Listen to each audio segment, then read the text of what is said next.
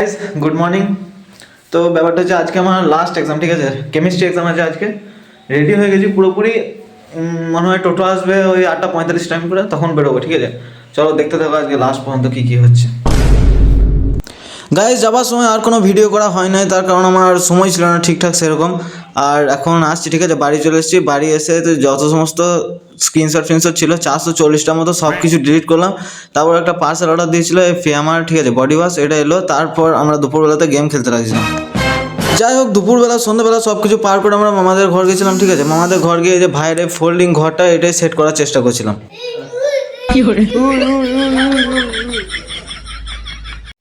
Guys এখন রাত 3টে বাজে, ঠিক আছে। আর আমি টেনশন ফেনশন সব বিক্রি করে দিয়ে ভালো চিন্তামুক্ত হয়ে ঘুমোচ্ছিলাম। হঠাৎ দেখছি ধবো ধবো ধবো শব্দ। ভাইয়ের দিকে তাকিয়ে দেখছি আগেকার মতো বৃষ্টি। ভাই সার কি জোরে জল পড়ছে, হাওয়া দিচ্ছে, মেঘ ডাকছে।